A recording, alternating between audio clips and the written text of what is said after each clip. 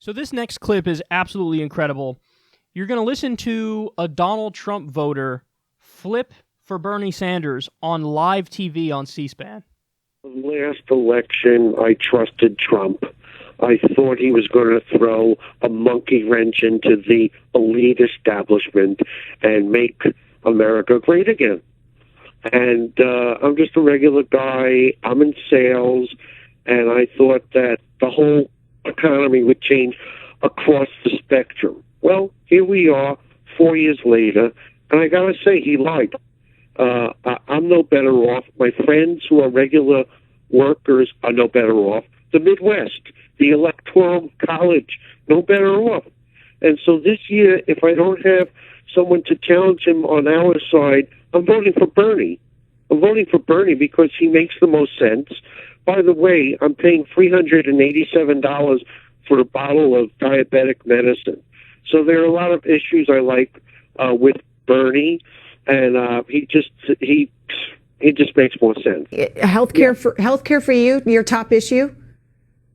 I'm sorry? Is healthcare your top issue? Absolutely. I think healthcare is a top issue for what we call human beings, because without our health, we're dead, you see. So health has to be the top issue for everyone, regardless of party. For the last 40 years, there have been 6 consecutive presidents that have favored the rich companies, and I'm a what you call an old-fashioned Republican. That's why I voted for Trump, because he promised the Midwest is going to regain what it once had.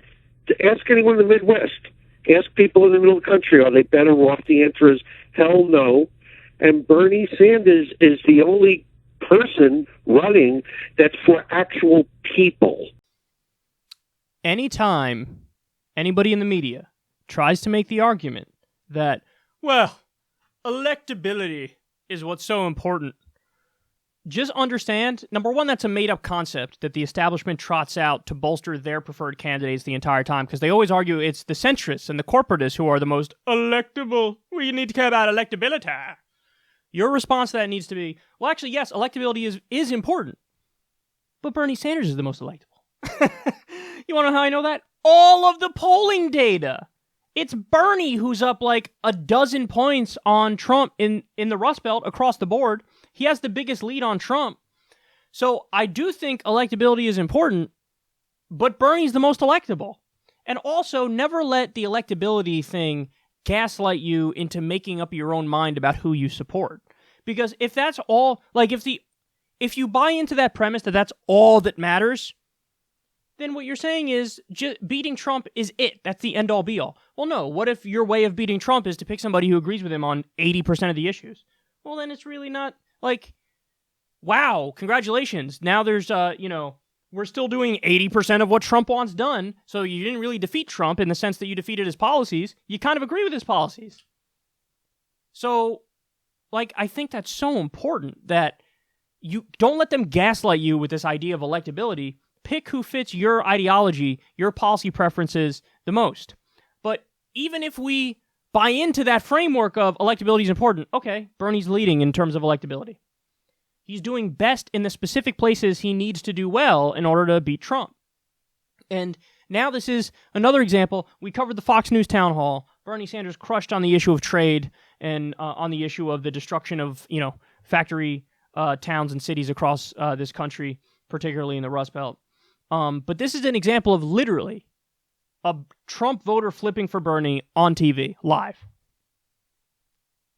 Can't beat that, man.